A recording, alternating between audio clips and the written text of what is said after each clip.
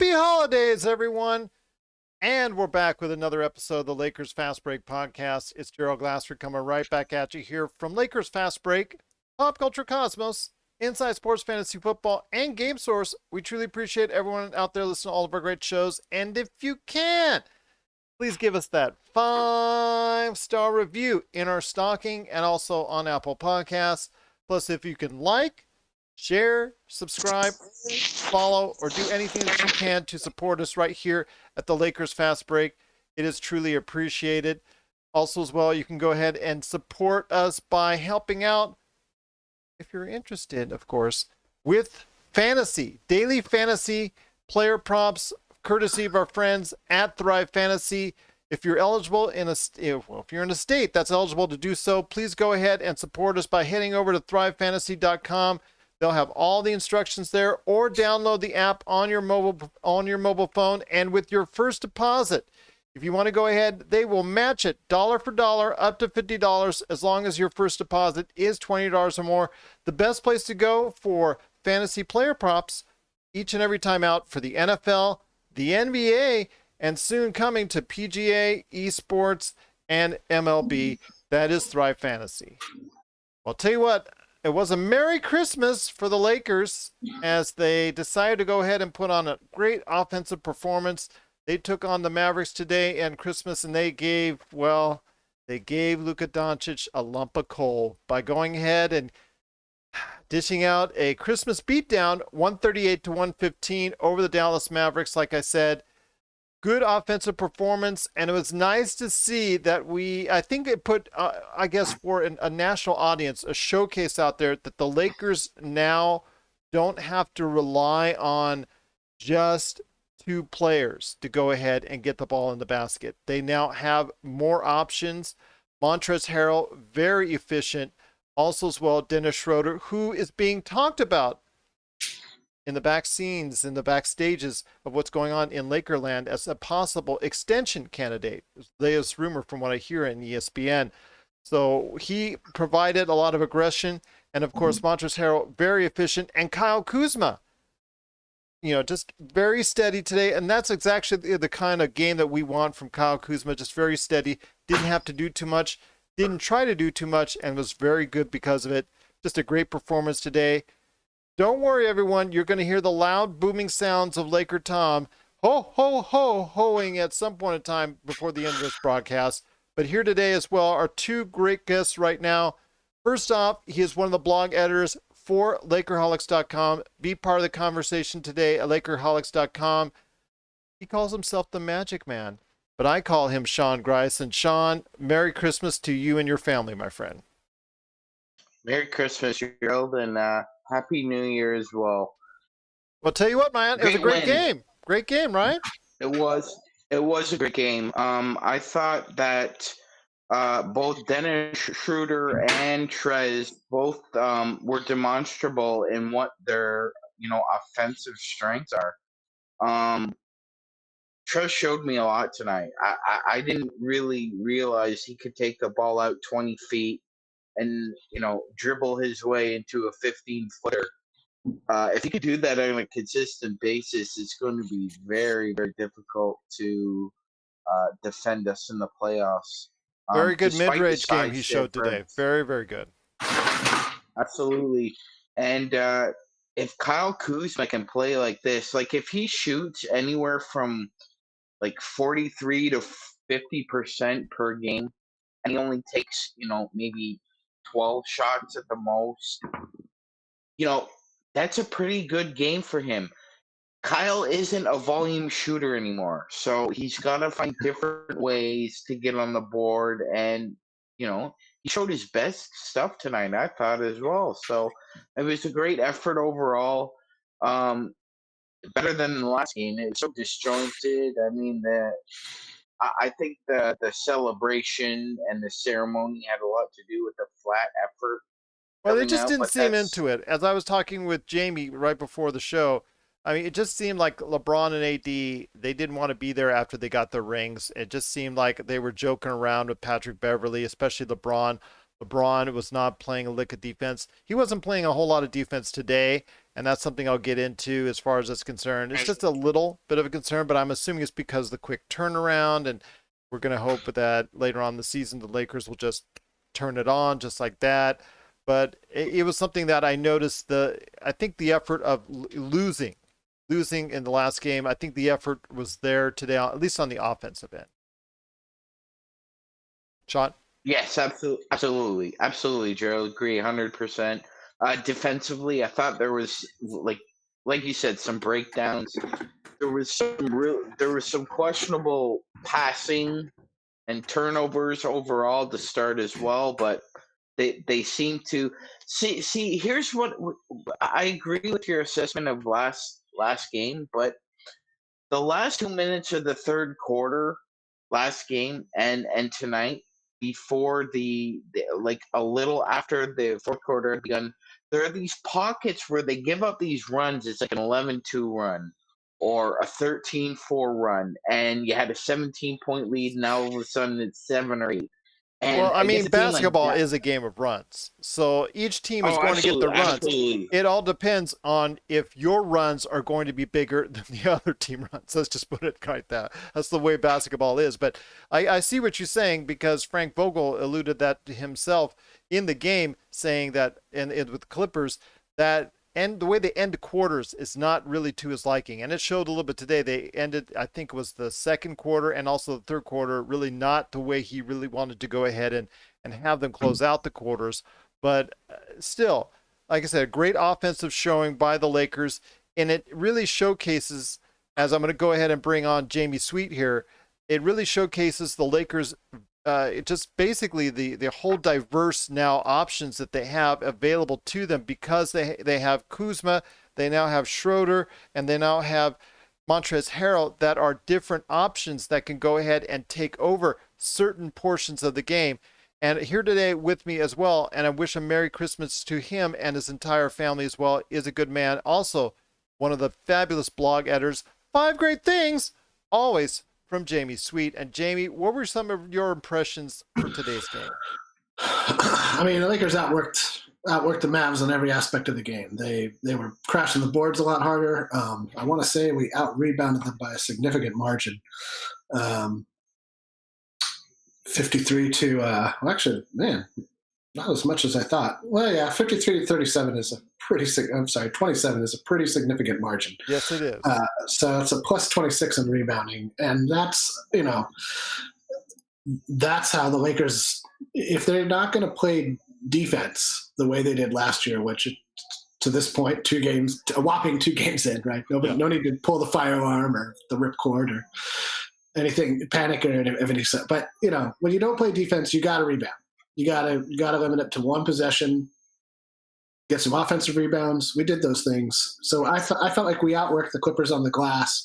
And I think that, we were probably a little hotter from 3-point land than we can count on consistently. Well, I don't think the Lakers are going to be that bad. I think they'll actually be a lot better from the 3-point area this year, or at least a lot more consistent than they were last year. I think they have a lot better options now.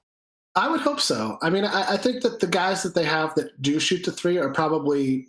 Matthews is an upgrade over Danny Green's struggling self, right, which he might refine in Philadelphia. You do have Schroeder, who is supposed to be great. Yeah, 38 to 40% right there for you last year. So I mean, you do have a lot more options. I mean, THT we haven't really gotten a beat on because he's not been playing anywhere the kind of minutes.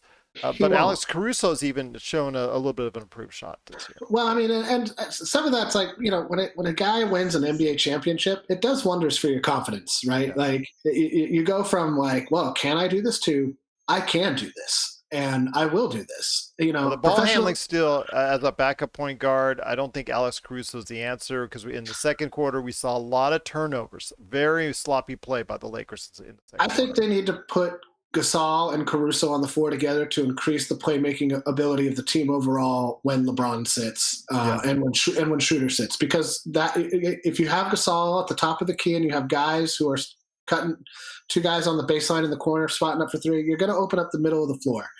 And I think that's the best use of Marc Gasol right now. I'm not sure he's going to stick in the starting lineup. I'm not so sure either. I wouldn't be too surprised if 10, 15 games in, we see another 10, 15 game experiment with any number of guys coming in at the 5 spot to start. Frankly, anybody but AD. I don't think they're going to play AD at the center in the regular season unless it's like, a minute and a half, 2 minutes to go in the ball game, and it's a game they want to win. Yeah. It's just not going to happen. People could say, "Oh, he can do it," but he won't. It won't happen. So let's just pencil that in as fact at this point, because that's what he wants, and the Lakers are going to cow to what he wants, as they should. He just won him a ring. So I thought that this was a great bounce back game for like how we all thought they came out in game one, which was lethargic and slow and disinterested. And again, nobody played defense in this game. Neither team really showed up on the defensive end. But that's sort of how the beginning of the season is for every team. Every team's just trying to find their way, trying to find their identity. And frankly, we gave up a lot of defense to get the guys that we got. We gave up Danny Green, who, for all of his struggle scoring, is an excellent defender. And same with Rondo. For all of his struggles and his age, even, he's still he's a great anticipator. He's a smart. He's a great team defender. One-on-one was not his forte anymore. No, but it's not many people's forte in the modern NBA. The modern NBA is not built on great one-on-one defense. It's very rare that you find great one-on-one perimeter defenders who can absolutely shut a guy down without help from the rest of the team. I mean, that's how the modern NBA is built. It's built to allow guys to drive to the rim. It's how it's designed. Yeah. That's why everything kind of looks the same at this point. It's everybody does the same thing because that's it's the easy way to score points. So you're gonna go that route. And we're probably not going back, for us old school purists who don't mind a little bit of New York Knicks, Pat Riley era bully ball. A little more of a slog than is encouraged. And that's one of the things I wanted to ask you, and I'll ask Sean that for real quick, if I may. Sean, first thing, I think they pushed the ball was a much better idea today. I think they pushed it with a lot more, importance. They did not push the ball at all in the Clippers game, and I'm really glad that they did. I heard over the course of the weeks off in between seasons that I heard a couple shows. In fact, one of them in particular, I forget which one, but they particularly said that fast break teams don't usually win championships. And I'm thinking to myself, well, if that's the case, statistically, you could say that all you want, but this team fast break their way to a championship. It suits them. It suits LeBron. It suits AD as an up-tempo style. I think it creates a lot of easy looks for them, and it helps initiate their offense. True, they're a little bit better in the half court now than they were last year with Schroeder and Harrell, a little bit better as far as suited for a pick and roll, set ISO type format.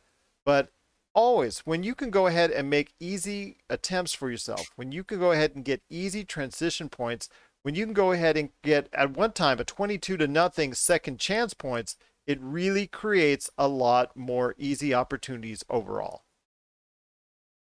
Oh, absolutely, Gerald. I agree. It's basketball, and the turnover game is becoming very similar to football. That scoop and score, that pick six, it can really change momentum and can swing a quarter or even a situation.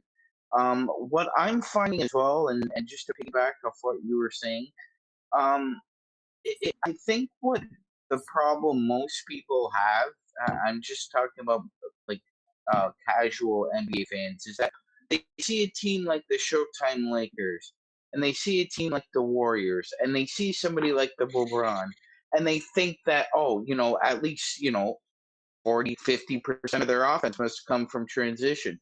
No. One thing we learned from the 7 seconds or less Suns was the most percentage they ever had in transition was around 26%. So even a great defensive team would only roughly have about a quarter of their offense through transition. So you're going to have to manufacture points in the half court. And like you said, Gerald, adding a guy like Dennis Schroeder, adding a guy like Montrezl Harrell, with LeBron and AD on the floor, that's 4 guys right there that can get your own shot. Yeah, absolutely. How many times last year were there multiple 20-point scorers on the Lakers? More than 5 games? I mean, that weren't LeBron and AD. No, I mean that were 3 or more. I mean, assuming Yeah. LeBron and AD had 20, how many times did a third guy score 20 points? Maybe Rondo once or twice, maybe Maybe Kuzma Kuzma.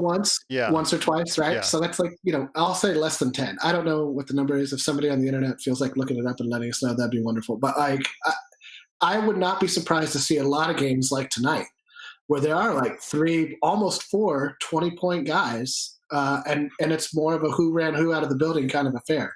I agree with Sean. I thought a great fast break team, one that can win a championship, is one that relies on its defense to start the fast break and not just having fast guys.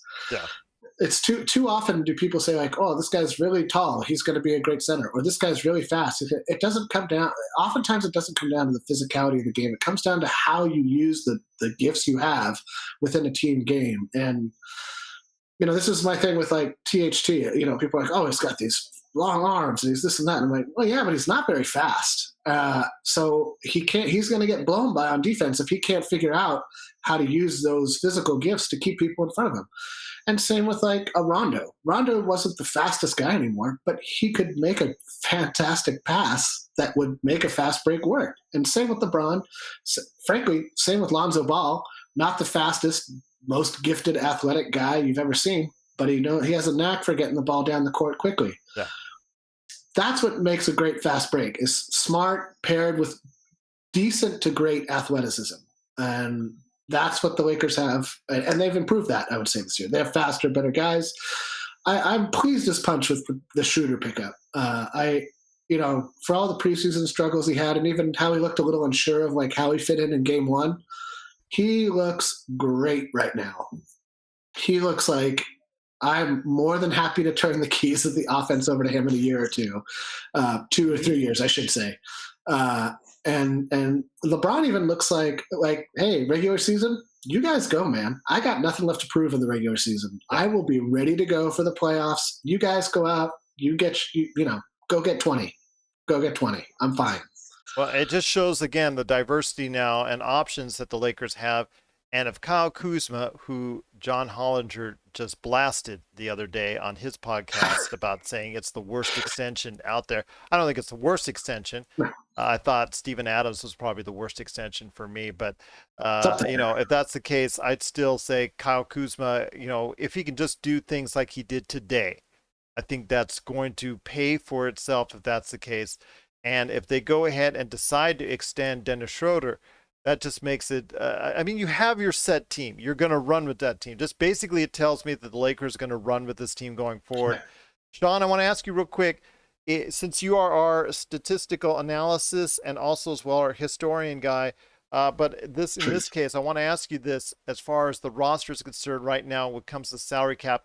Is the Lakers, are the Lakers one of the, I think I saw this from Bobby Marks on Twitter, that the Lakers are one of the about 4 or 5 teams that can only have 14 players on the active roster right now. Is that correct? That's correct, Gerald. It's the Lakers, the Bucks, the Rockets, and I believe the Nets. Funny. 4 of those 5 teams are considered at the top of the league. How does that sound? No accident there. But I want to ask you this. They are able to add additional player at some point in time when the NBA clears it. Is that correct? Yeah. At what time is that? So I can get, that's what I was, because Bobby Marks didn't tell you that part. He leads you in with that, but he doesn't tell you the rest of it. So that's what I was kind of, or if he did, I missed the tweet. I'll have to double check, but I believe, I thought they said the moratorium would be around mid-March. Okay. So my question to you is, go ahead, Jamie. Go ahead. Well, I wonder how that doesn't. Why can't they add a 2-way player? I assume it's because of cap. It's cap related. But 2-way players don't count against. But 2-way players don't count against. But they're only allowed to play a certain percentage of the games. So in a 72 game season, they can play 50 games. Right. Oh, is that much? I thought it was like less. My bad. I thought it was less than half. So, okay. Well, that's the case. That's a better understanding. But my question to you guys is, are we going to be able to, obviously we're going to do very well this season. Obviously when we play games like this, we're going to be able to outscore a lot of teams that are out there. But when you look at for later on in the season, are you concerned at all in regards to Marc Gasol? The fact that when we're finally able to go ahead and have that open roster spot, fill that with the big man that both Laker Tom, you guys, and myself have also talked about adding for that final spot. I mean, I don't think Dwayne Dedmon's going to be there come March because I I'll be just think, surprised. yeah, I would be surprised too. But maybe a trade or something like that because that's right in and around where the trade deadline will be.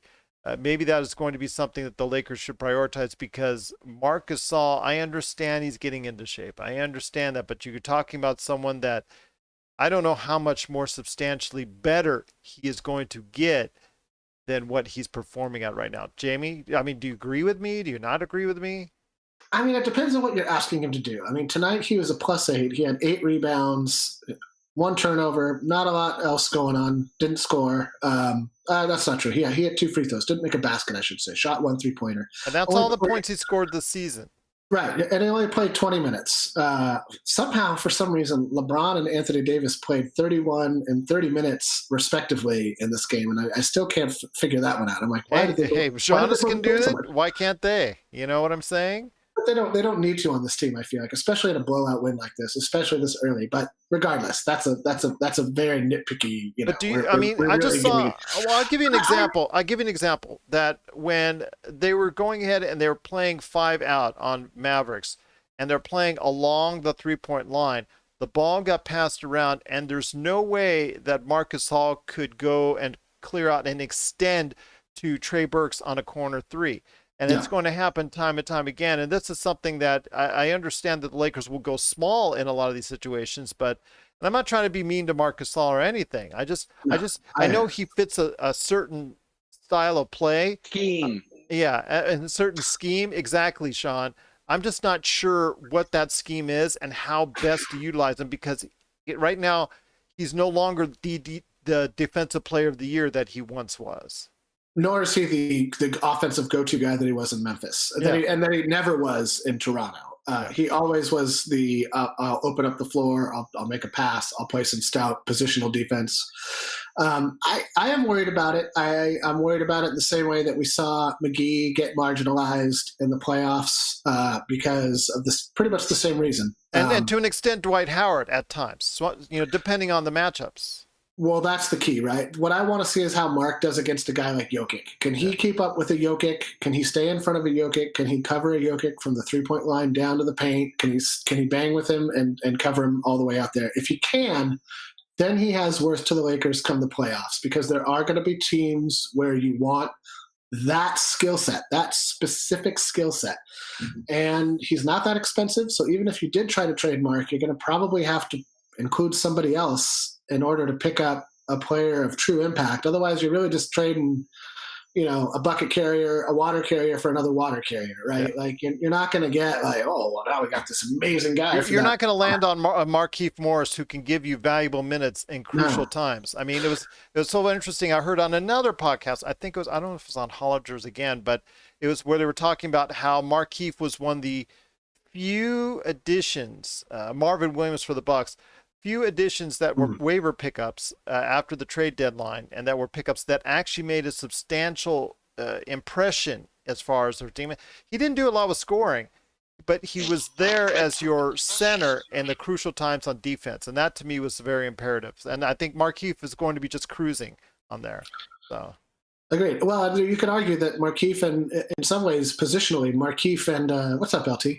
Markieff and Trez are in some ways a duplicate. Obviously they come with different skill sets, but the size factor is is a little bit of an overlap there, which is another reason why I think you need a big like Gasol. You need somebody who can bang with the bigger guys, that can make the bigger guys feel them a little more.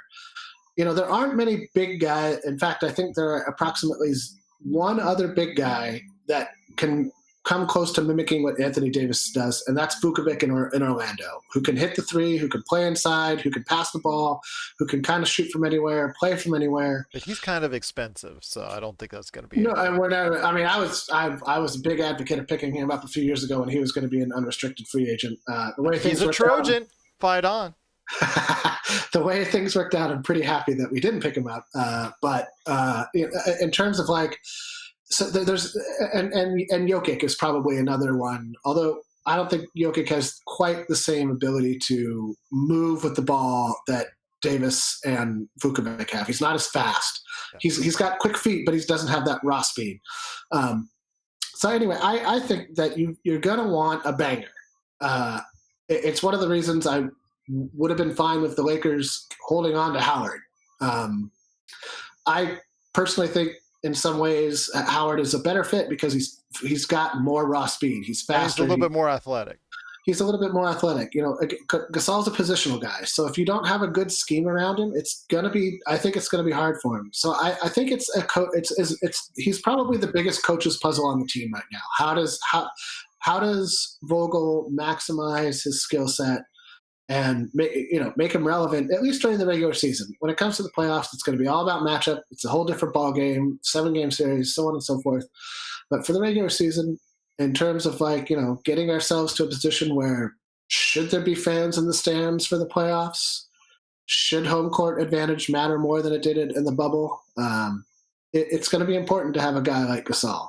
Not necessarily Gasol, a guy like Gasol. I think Howard's going to do, again, another nice job as a backup on Philadelphia. He already proved it the other day when he got 10 rebounds for them. And I think it might have been an error on the Lakers' part. But again, we're talking about a little bit small things because the Lakers just with an offensive showcase today. And here also today to talk about, he's the man that after a big Christmas dinner that he got to enjoy.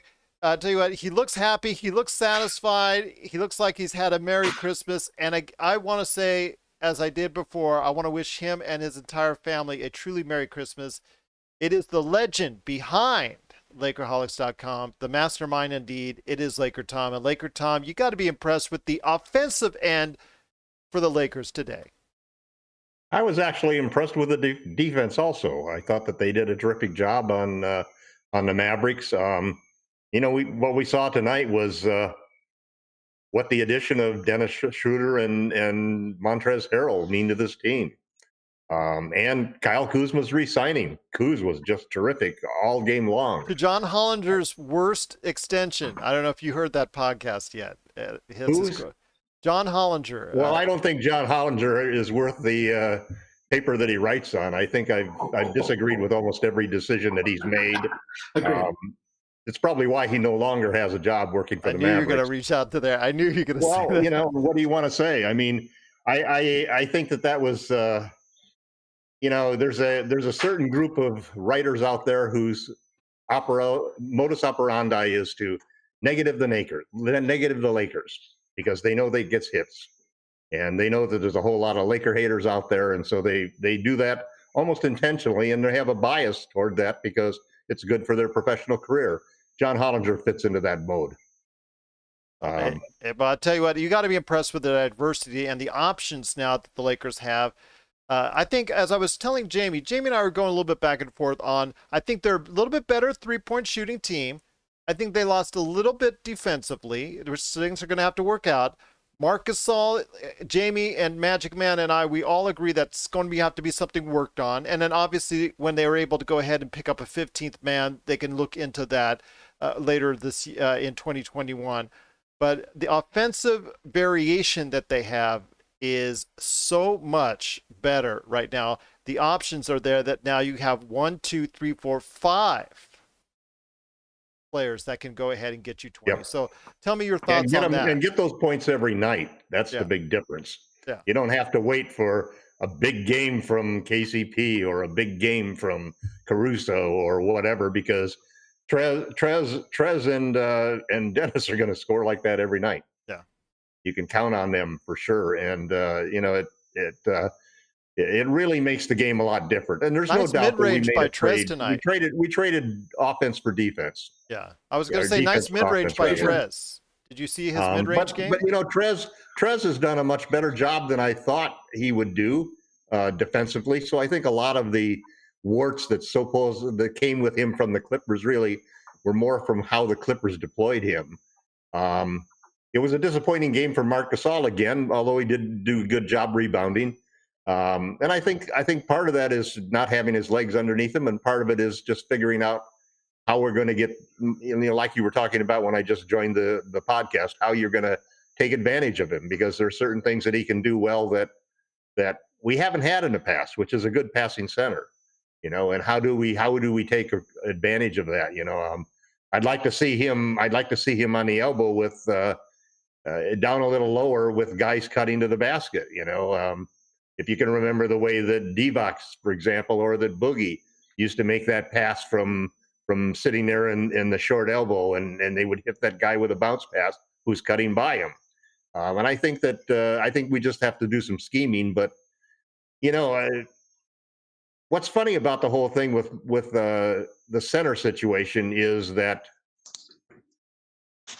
they turned down Dwight Howard, who actually was trying to accept an offer that they hadn't made. So there must be something in there. I don't know whether it was maybe Dwight was starting to do some of the crazy things that I don't think that's get him to previous teams. I think there was something. Let me finish, Jimmy. There was something going on that they not only didn't give him an offer, but when he embarrassed himself by accepting the offer, they didn't even pursue it in that sense. So I have to think that there was something going on there, because there's no doubt that if we had the Dwight Howard who played for us last year, who did a great job, I think we would be stronger defensively. So, why did they make that decision? I think that at that point in time, we didn't have Gasol signed. So I think that they were looking at Ibaka and Gasol and wanting to get a center that could shoot threes. Now Mark has not shot any threes yet. I mean, he didn't take a three. Basically. He didn't take a three tonight. Did he take a shot? I can't even remember. He took a three. He took a three. That's the only shot. Oh, did he? Yeah. And he missed it? Yeah. So One of the two Lakers did miss a three tonight. Yeah, well, like I said, I think they're going to be a little bit better 3-point shooting wise. I think they're going to be a little more. I think they're going to be a lot better 3-point shooting wise. They're not going to be in the top 5, but they were. Last year we were like 23rd or 24th or something like that. So we'll probably be up in the middle of the pack, I would think. Which is a substantial improvement, so I'll take that. Which is really, for when you take a championship team and you can make an improvement that even jumps from 23 to 15 for 3-point shooting, and obviously we saw tonight what the high-powered additions to the offense can do. I just don't think they're focused right now enough on defense, and I think that's the turnaround. And I think that's obviously it's LeBron's just going to take some time getting into it. We saw the other day his lack of focus and attention. He was kidding around with Beverly on the sidelines. He was joking and all that. I just didn't see the competitive fire from him that I normally did. And I think it's Christmas, 6 weeks. I mean, and it's 6 weeks. It's still preseason for a lot of these guys. Yeah. And I thought there were times, for example, I thought they did a terrific job on Luka. I thought Dennis did a great job on Luka. I was really surprised with how much he bothered him. It only when he took him down low that it became an issue, but playing on top, he did very good. The only time Luka really got going is when he finally managed to get a couple guys on his hip, and get into the key that way. Then he's really hard to stop. But they did a good defensively. There were big stretches tonight that I hadn't seen at all in the Clippers game, where the Lakers really locked down defensively, and that's how they built that lead up to 17, 18 points. Well, it wasn't, they were hitting their shots, but it also was that the Mavs weren't getting anything easy. They were making some long threes just to stay close. Yeah. So for the second game of the season, I think we have to be extremely happy. Oh yeah, but I still think there's still a lot of work need to be done on the defensive end, because when you give up 50% in field goal shooting and 40% from the 3-point area, that tells me you need to work a little bit more, be more assertive on the defensive end. They were the number 1 team in the league. They set a record. Oh, Gerald, I know. for the best offensive team in the history of the NBA. But they're not the same team anymore. They gave up a little bit of offense for defense. I'm just going to say that. But Sean, I want to ask you this: THT didn't get much time in there. I thought that was kind of an error because of the fact that they were so sloppy with Alex Caruso handling the ball in that second quarter. A lot of turnovers. Do you think they should give more time to THT? I know Laker Tom is a big supporter. Is he would think that that could be the case. What do you think as far as how to alleviate some of that sloppy play that we saw in the second quarter? Yeah, I think it's really dependent on the matchup, Gerald. I really do. I think I see him playing a lot coming up with this Southwest road trip. We play Memphis twice, we play Houston 3 times, and we play Well, Spurs. in theory, we'll Memphis- play Houston 3 times. Who knows? That In could be a theory. very big if.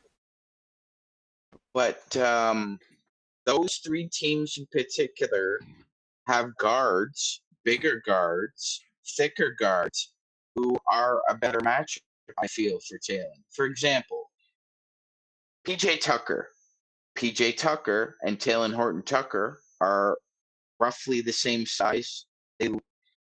When Taylor Horton Tucker finally fills out physically, I think he'd have a profile similar to him.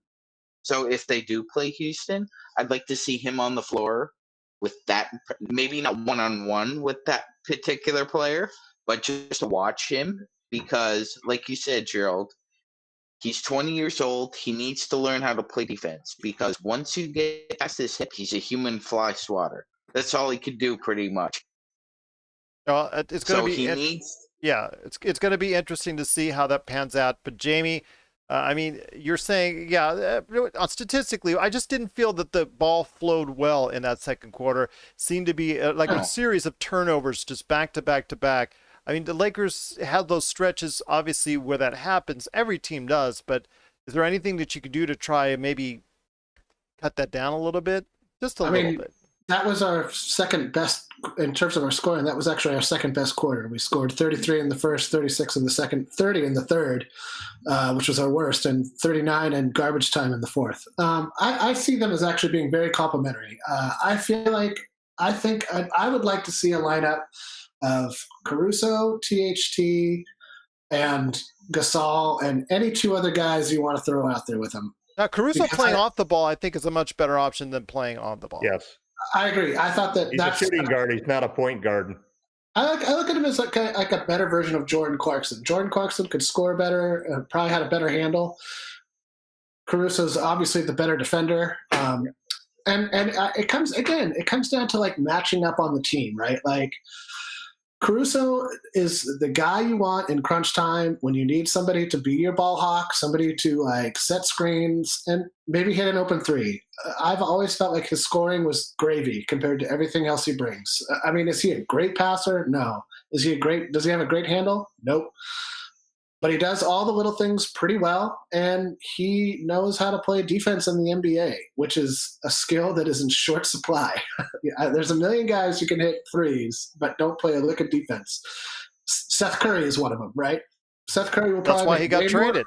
Right, and that's why. And Seth Curry will probably make way more money than Alex Caruso will ever make, simply because he shoots threes better. But I'll bet Caruso walks home with more rings on his fingers than Seth Curry can even ever dream of. He's already up 1, so. Again, for our team, I think Alex Caruso fits great. Can you look out there in the NBA and find a better 3-point shooter or a guy who dribbles the ball better or, X, Y, or Z? Yeah, probably you can. Not for the same money, that's for sure. 100% not for the same money. But I just think will he fit as well alongside AD and LeBron as Caruso does? I don't know that you can. I really don't know that you can. I would be curious. Possibly is THT, and he's on the Lakers too. And that's what I'm saying is this. THT has defensive issues big time. He was really struggling out there on defense tonight. That's where and teams are going to hunt him out. That's what I want to see. I want to see how he does when the minutes matter, and he has to stop the ball. Well, I think now's the time you do it. I think now's the time you do it early in the season. Let's see what he's got. I mean, 100%. Do you concur, Laker Tom? Let's see what the kid's got. I mean, you got right there. You have such a nice crutch in LeBron and AD.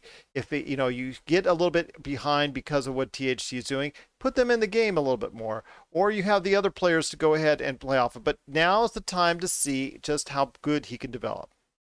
I think we're going to see a lot of games. I agree with you, Gerald. I think we're going to see a lot of games that are just like this game, where the Lakers are going to pull away and have a pretty steady, easy win. Remember, we're not playing the Atlanta Hawks or the Golden State Warriors, who really look very, very like that championship team is never going to come back together again. I don't think so. No. Well, they don't have They have AI. no They don't, shooting. It's because There's no it was a shooting lot after more than Curry. just the three superstars. yeah. You don't realize all of the guys that they've lost. They've gone Oh, other man. places. I mean, The just, Iguodalas, I mean, and so, but I think Frank's doing a good job of it because he's obviously making sure that THT gets in the game. The kid gets in the game. He hits a three. He hits his 2 free throws again. He's shooting 90% from the free throw line. And why put a whole lot of pressure on him that you don't need to put on him, at this point in time. He's definitely going to be, at some point in time this season, in my opinion, the backup point guard because he has point guard skills, whereas Alex really doesn't. Alex's value, tonight, Alex shot well. He hit 2 threes. He's plus 10 for the team, which is the best of anybody off of the bench.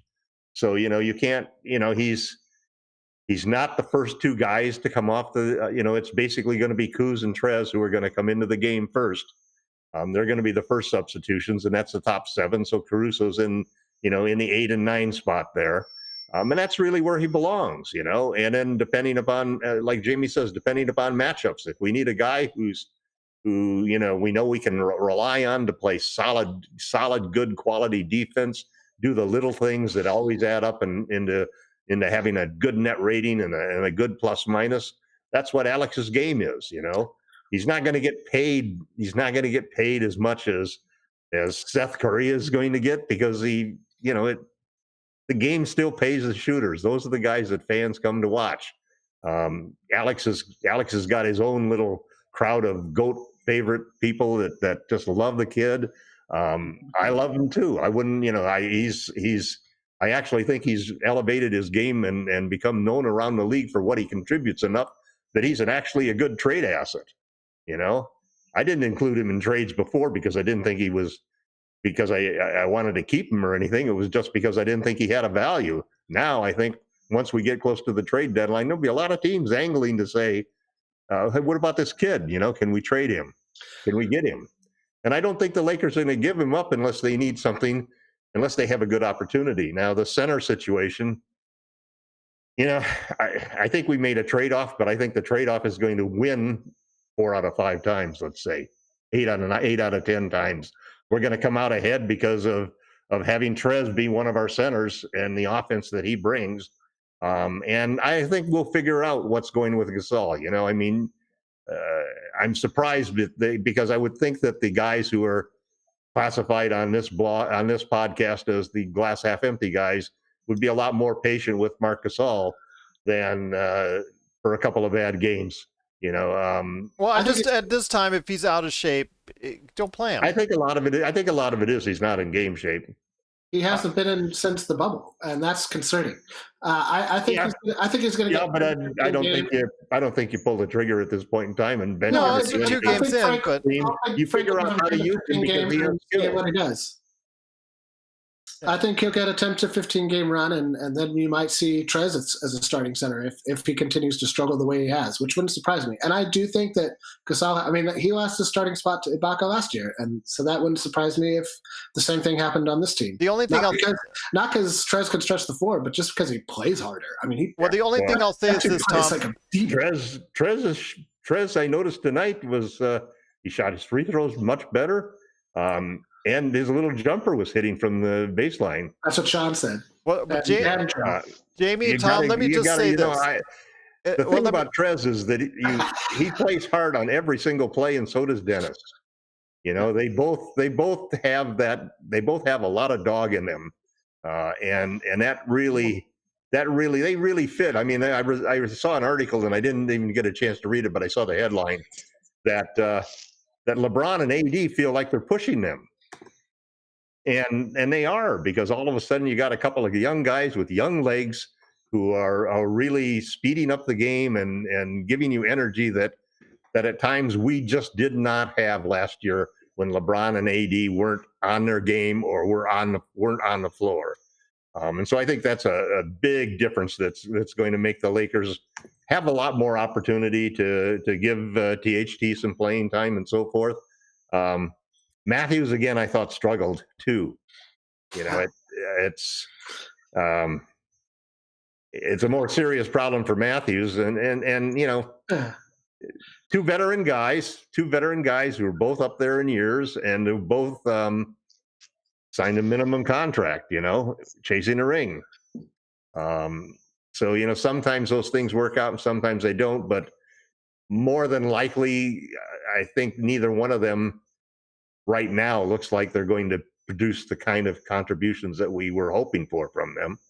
But the question is, will that really matter in the long run for the Lakers? Probably not. Well, the only thing I say, let me interject real quick on this, Laker Tom. When it comes to Marc Gasol, if he's only averaging for you 1 point a game, and obviously he's going to score a little bit more than that, he becomes a liability to the point where it becomes a 4-on-5 situation, and you don't want it to become a 4-on-5 situation. We won a championship with JaVale McGee there, doing the same thing, not doing anything on offense. Well, JaVale McGee was out for the playoffs, tumbling his way through the first half of the game, the first quarter of the game. Didn't really play significantly. Yeah, he didn't play in the playoffs. Yeah, but he was a huge part to of the your regular delight, I season. remember. Yeah, those are two different scenarios. So funny thing, two guys playing for the minimum, one in Cleveland and one in Los Angeles. It's just like you said, you don't want to become a situation where it makes it harder for the guys to score. Yeah, but I'm not going to jump on Marc Gasol and throw him under the bus at this point in time. Not yet. I think he's in danger of give him one more game. I'm thinking. I will say he's in danger of losing his starting spot within the next 20 games. That's something I would agree with Jamie on that. I don't think 20 games. That's 20 not throwing games. him Is under the bus. fair? That's acknowledging. I don't think Marc limitations. Gasol is going to play like this for 20 games. I hope he doesn't. I couldn't imagine. Well, okay, let's close this conversation out and then get you guys updated on what's going on with Lakerholics.com, because I know you guys want to be all home with your families to finish out the rest of this fine Christmas Eve. But I do appreciate each and every one of you taking the time out on this Christmas to talk Lakers basketball. And that is this. I mentioned it earlier in the podcast, but ESPN has reports that Dennis Schroeder is working out a possible extension with the Los Angeles Lakers. My daughter, who got a real good look at Schroeder for really the first time today, that he just noticed how aggressive he is, for better or for worse. And there's going to be times you're going to see LeBron grit his teeth, but I like it. I like the fact that he's aggressive. I like the fact that he doesn't have to rely on LeBron or AD to go ahead and get in the ball. I like the fact that he creates his own offense. I don't mind an extension as long as something even anywhere remotely not an overpay. So I want to hear your thoughts on this before we go ahead and get to what you guys are working on. Magic Man, I'll start with you. Do you think it would be a great job for the Lakers? And obviously they've been working on and thinking about it for quite some time, if they go ahead and finalize an extension for Dennis Schroeder. There's only one word for that one, Gerald. Here we go. Wunderbar. I knew it. After Magnifique with Rudy Gobert last time, here he goes again with another zinger. You know, Canadian's going to drop some French lingo. That would be incredible to have a pick and roll point guard playing with Anthony Marshawn Davis for the next 3 or 4 years. I would welcome that. I would think that'd be a great, and like you saw, not only with AD but with Montrez, it's something we had always hoped. Natural for Lakers. Chemistry. Yeah, Natural that chemistry's there for the pick and roll. It's something that we could really get into in the half-court set, which makes the half-court offense flow a lot better. Jamie, what are your thoughts on an extension for Dennis Schroeder? I think it would be brilliant. I love what he brings to the team. I think not only is he a great pick and roll partner with AD and Trez, but even Gasol and guys like that, the more lumber-feeded players in the league that will eventually probably have one on your team no matter what if you want to compete for a championship. He's just got a great knack. He reminds me of a better shooting young Rondo. He really does. And I don't think he breaks down the game the way Rondo can, at least – I haven't seen He's not as savvy as no. I agree. He's still, fast enough. He's he got enough court awareness, I think, that will get you by. But his aggression, I think, makes up for a lot of that. Laker Tom? Agreed. Well, there was an article that said that Dennis turned down, I think it was $36,000, an extension for 2-year extension for 36 or 37 million. I was going to say 36,000. I think Yeah, I would yeah, turn right, that you- down. I would. No, so there you're looking at a guy who's already turned down. What's that? 18 million a year. 18 and a half. So if the Lakers 20. and I hadn't heard that ESPN said they were working on an extension for him. Yeah, that's But according I'm to their real high on him. sources. As I said, I thought it surprised me that they gave Dennis the job of guarding Luka, and he did a great job. I thought of guarding Luka. He did a better job than anybody else on the team. I thought of really keeping and bothering him, hassling him all the way down the court, hassling him and fighting through screens, pestering him all the time. He's really a gritty little defender. And Well, you know what it is too, Tom? Those European guys, they really compete against one another. They really do. They do. I think you're right about that. That's a good point, Sean. But I think that so if they're talking about if ESPN is saying they're looking at an extension, then you're probably looking at a $20 million a year guy to sign Dennis, because he's turned down 18 million already. And my whole opinion about these extensions, I think it's really important, because I see these guys, when you get them on an extension, they're trading chips that have value.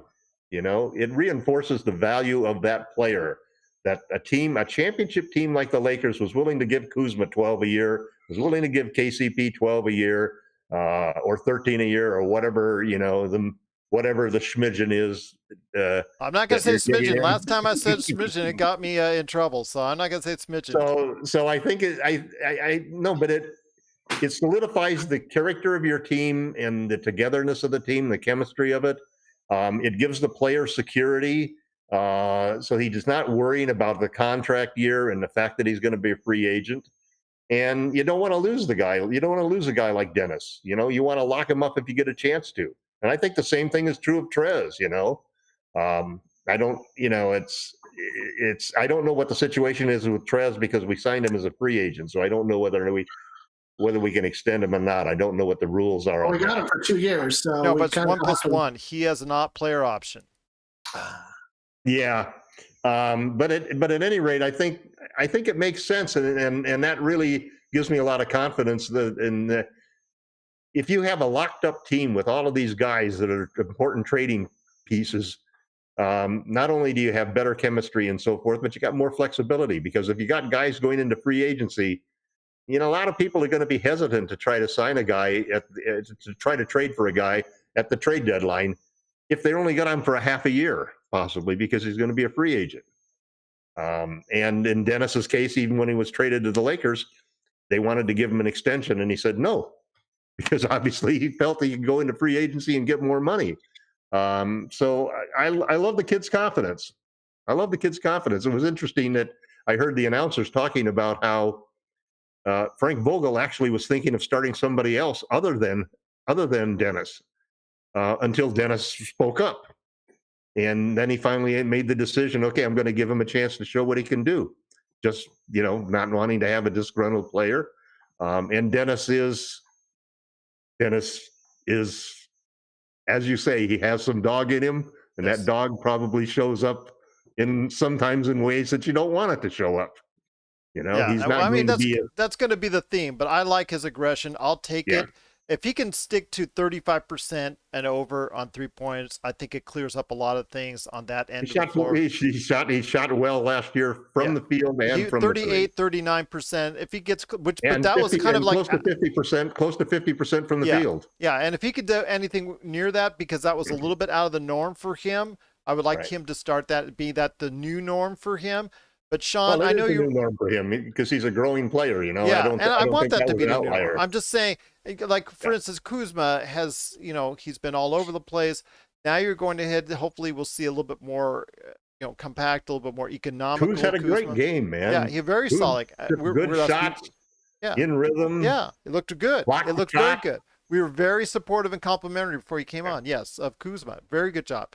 But Sean, you raised your hand in class. I didn't want to go ahead and ignore you. But before we go ahead and head on out and talk about what we're doing for Lakerholics.com, raised your hand in class, sir. Go ahead. Yeah, no, Gerald. I just wanted to mention, piggyback off what Tom was saying.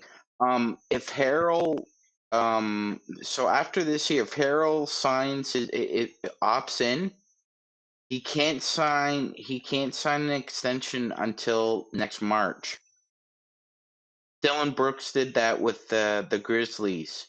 He was in the last year of his contract. He had a player option on it. He re-signed in March. So I think Carroll's really gonna play it out in the summertime and either sign an extension with us or sign a bigger extension with somebody else. Especially I if the think Lakers go we far. can sign him, and I think we can sign him on an extension. I think the problem that we have, like with AC, is that he was coming off what was essentially a rookie contract. And it's the same thing with THT. You can't extend THT because they're on a 2-year rookie contract. But I think, listen, if Trez continues to play as well as he has been playing, I'd lock him up too. He'll opt out. But just to answer your question, Jamie, I will say Houston's Give him going to have to get off $64 of its million for demands. 4 years. Like Houston, we have a problem. Like the Clippers gave what's his name. Yeah. Well, Houston's going to have to get off some of its demands in order if they want to move him. But I think at some point he will be. I think it's just I think he crazy out of the ballpark. He will be moved. Portland. Harden. Jamie Harden? put in the chat as far as Yeah. what's going to happen with James. He'll the poison club the team Harden, if they don't move That's him. what he stated. He's one of the few guys who will actually do that to his own team. But can we end the Kobe Harden comparisons for all time? Because Kobe would have played hard every game. I never heard those comparisons. Well, That's an insult to Kobe. I agree. But I mean, I was explaining to somebody like, when Kobe had his trade demands, you know what he did every night? He went out and played hard. Right. He didn't show up the team. He didn't act out. Granted, not everybody had a camera in their pocket at the time. He wanted to play on Pluto. So it's a little bit different world that this is happening in. But it's unfathomable to me that Harden is doing this with any kind of strategy in mind. It's like, what do you think is going to happen now, dude? Who wants you? You're just acting like a petulant child. Anyway. Somebody will take him. Somebody will trade for him. I hope it's somebody like the Charlotte Hornets or something like that. Yeah. Well, we'll find out. We'll wait and see. But before we head on out, guys, I know you guys are working on a lot of stuff for Lakerholics.com. It's good to see all you guys healthy, feeling a lot better. It's good to see that. And I'm really happy for that. In fact, I want to continue holiday blessings for everyone out there that's watching, listening, and of course, all you guys right here. But before we head on out, Sean, we'll start off with you first. What destructive things can you do to undermine Laker Tom at Lakerholics.com? No comment. John never undermines me. I've seen the comments. They Gerald, both do. They both do. They're both rowdy kids for you, Laker Tom. Why? My only question is, how come us glass half full guys always are in the bottom row? I don't know. Talk to StreamYard on that one. Talk to StreamYard. I don't know. Sean is a less... Because the guys in the top row are the guys that keep emptying Sean's the water. glass is not as water full glasses down on as top yours. of I'm just guys going in to the say bottom this. row. Sean's glass is not as full as yours, but go ahead, Sean.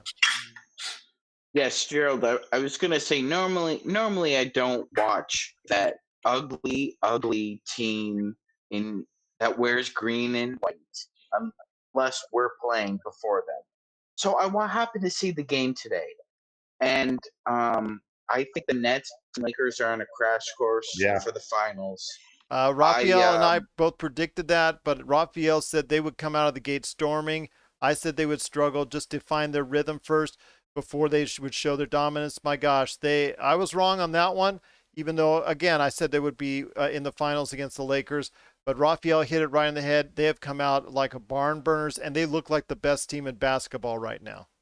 Oh, no, they do not. Absolutely, Gerald. I said they look like it. I didn't say they are. They're playing better than anybody right now in the NBA. You got to say that. Brooklyn is 2-0. Lakers are 1-1. So yes, they are. Yeah, you have to. I didn't say they were the best team. I said they were playing the best to their capabilities. And they are. The Nets have a lot of complementary offensive players for KD and Kyrie both to work with. They have KD. That's the difference. Well, He's playing He's great. come back. He's come back 100% from He's playing great. Got a great team. Yep. I was gonna say I'm a huge Basquiat fan, but those uniforms need some work. Brilliant artist. but Did you those see that? I haven't uniforms watched the need some Clippers game, work. but did you see the Clippers' new warm-up stuff? What is going on? The Clippers are wearing like powder turquoise blue, like Charlotte or something. Yeah, I don't know what's going on. People, Well, people. it's a city uniform type deal. It's you know the NBA, they throw out a new gimmick each and every year when it comes to uniforms, but that's what happens. Hey, I went. Denver with I red reserved a uniforms right spot to here. buy one of those hoodies that the Lakers were wearing for the ring ceremony. Mhm. And I Yeah. thought, well, man, I'm going to get one of those. And, And well, I got online and I clicked the button to buy it. Oh, guess how much that sucker is? 120. 250. 175. Not surprised. We're not surprised. You know, I mean, I'm not a wealthy person, but I'm not. You know, I spend a good amount of money on clothes from time to time. I like my hoodies. $75 for a cotton hoodie. A little. I like my Laker hoodies, rich but for I don't like my blood, Laker hoodies that much. But man. Jamie, I loved it though. It's a beautiful piece. it is. I agree with you on that. But Jamie, I know you've got 5 great things coming up for Lakerholics.com. And again, I'm not saying Brooklyn is the best team. I'm saying they're playing out of the gate better than anybody. Although the Clippers right now, Glass half full, glass half empty. oh my gosh. Well, you know what? You're the only one that has half full because Magic Man is closer to what we're thinking right now. I can tell you. But go ahead, Jamie. Cinco grande cosas. Sí. 5 great things for tomorrow, and also, extolling the praises of teams that I respect, even if they're not the Lakers.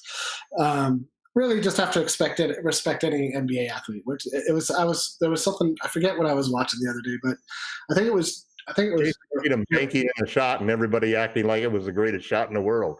Well, no, it was like On the Jump or it was some show like that, and it was the TNT halftime show over the first game, and there are 5,000 people who have played in the NBA, like a little over 5,000 people. So these are one of the reasons I respect even the scrubs at the end of the bench. They're part of a brotherhood that so few humans will ever even be considered to be a part of. So they deserve respect for getting to this level because they are all elite athletes and they are all the best basketball players on earth. Many of them will play as a a scrub on this team is a starter on some country's Olympic team, for crying out loud. So point being is that this is the best the NBA has ever been, and there's been great players from the beginning of it up until now, and there will be even better players coming down the pike. Can't wait till that expansion happens. Seattle and Las Vegas. You heard it here first. It can't be both Seattle and Las Vegas because which one goes west? No, you can't. Oh, yeah. You've got 2 teams that are in the west. Who do you boot to the east? That's easy. Memphis. Starting off with Memphis. We've already talked about it. And New Orleans. You're just diluting the east even more. Actually, New Orleans and Memphis would actually be a lot higher on the food chain if that's the case. New Orleans is for real this year, man. I think New Orleans and Phoenix might knock out. New Orleans has a problem when Brandon's not in the lineup, man. Yeah, they got hurt today. Today. Yeah. It's one of those things where they're a player. They're a player away. They're a player away. I'm not sure what type of player. They're a player away from what? From being like a serious problem for a lot of teams. No. They're a player away from being a number 8 seed. No. They're a potential number 8 seed right now. They're a potential number 8 seed right now as we sit talking about this. Guaranteed. They're definitely a playing team. I think that they're a playing team at best. I think New Orleans could knock out Portland. Portland's gotten by on the skin of its teeth for a lot of years. They've gotten by on a lot of. Chuck just bet $50,000 on Portland. Oh, okay. that means approximately 0. I know, isn't that amazing? Don't tell that to Raphael. Don't tell that to Raphael. He's the only reason I would not jump on. I have a huge amount of respect for Damian Lillard. Not quite as much respect for CJ McCollum, who I think is a little too streaky to be counted on.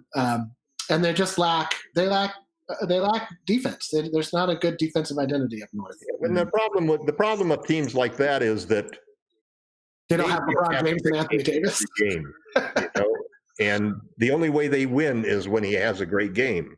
That's the what I'm saying. Harden problem. It's now become the Warriors' problem with Steph. That. Well, that was death by ambition. This is why the Lakers are so hard to beat, and why the additions of Dennis and Trez really make such a big difference. Agreed. Anyway, yeah, I'm working on 5 great things and being a constant thorn in Laker Tom's side. Not really. I just like. But no, that's actually part of the fun when you go to Lakerholics.com is seeing you and Sean needling Tom for all you can at Lakerholics.com. I do far more. Jamie doesn't understand. Well, actually, Jamie does understand that when he needles me, for example, for being overly excited about THT, that I'm only going to come back twice. You got me on the THT train. You got me there, so I'm looking forward to seeing what THT can bring. But before we head on out, Laker Tom, I want to go ahead and give you the mantle. Go ahead, tell us. I don't have anything in the chamber anymore. What do you mean? You've always got something working on. No, I've been having to work. I've been having to do a little work. I'm working for my sister, trying to put together a big mega cannabis deal for her to buy this company, and so I've really been struggling to have time to, like, I couldn't watch many games today. I spent a good deal of the day working, so trying to make some money. I mean, it's our food bills have gone up so crazy, and it's just I feel like I'm living on DoorDash and the delivery system, and even going to the grocery store. I can't believe the bills that come in on my credit card for my Amazon credit card. It's just like Jeff Bezos says thank you. Listen, and yeah, not only that, but Amazon is overcharging and under delivering everything. I mean, in the grocery stores, you go in there and our local Safeway hires disadvantaged young guys to do a lot of the work in the store. And this is one guy who's really funny because he says, Safeway's ripping you off, man. It says, those mini Cokes, we hid those mini Cokes in the back until the price went up. And that sale item over there is really a ripoff. And the grocery stores are doing that. They're raising the prices on everything. All of the money that I'm saving by not driving anywhere, and not being able to go out anywhere or go to movies or anything like that. Now you turn on the TV, you see a movie you want to watch, and it's $20. You want to wait 6 weeks for it to become down to a $5.99 rental, or do you want to watch it tonight? Well, I'm going to be checking out Wonder Woman 1984 here in a little bit, so that's what I just saw Midnight Sky, which I thought got a few bad reviews, but I loved the movie. I thought it was terrific. Oh yeah, George Clooney, seeing how he's trying to beat you on the beard there, Jamie. He's trying to beat you on the beard in Midnight. Yeah, that's a hell of a beard he's got going there. Clooney or me? Especially when he's out in the Arctic and he gets covered with snow and ice. Yeah. Have you guys seen that movie? No, but I have heard the advanced reviews. This is annoying. This is annoying to me right here. I'm looking at this and I'm like, let's come on. Oh yeah. Well, Clooney can pay to make it look all right. good. Well, before we get too much into our groomage here, I think that the listeners out there don't want to really hear about that. But I'll tell you what. Okay, well, write an article about it. Maybe you can go ahead and post on Lakerholics.com about 5 great things about my beard. There you go. Sounds good. Oh, LeBron's was looking good, but yeah, that's better than a scout, man. Yeah. Better than a scout. I'm not gonna go there either. But I'll tell you what, for all the great things that you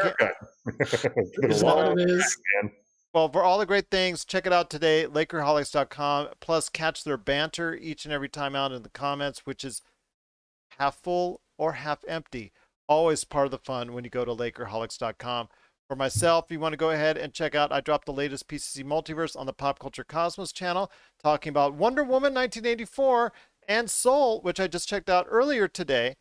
I will go ahead and share my thoughts on that on Monday. But for this one, we just talked about not only them dropping, but also as well, KFC might have just revolutionized console gaming. How so? Listen to the latest episode of PCC Multiverse and you'll find out indeed. KFC. That's right. Who knew? Who knew? But guys, it's been great talking to each and everyone out there. Go ahead and support Lakerholics.com. Support us. Do what you can to like, support, follow, do whatever you can to take care of us here at the Lakers Fast Break. It is truly appreciated. Cannot thank you enough for watching, listening. Thrive Fantasy. For the best in daily props, please go ahead and check out ThriveFantasy.com or ThriveFantasy. Download it at the App Store. We truly would appreciate it if you do. And again, LFB. The code is LFB. If you type that in on your first deposit, they'll match it up to $50 right there for you. LFB, as long as it's over $20 right there at Thrive Fantasy. Well, guys, it was a great win, a great offensive performance. I know Tom will say all around. It was a great all-around performance for Tom. Great offensive performance for me. Can't get much better than that. The diverse options the Lakers now have really has me excited for what's ahead for the rest of the season. But most importantly, I want to again wish you out there and also everyone here that's part of the show and Lakerholics all the best this Christmas, and have a happy and safe holiday season. And we'll see you next time right here at the Lakers Fast Break Podcast.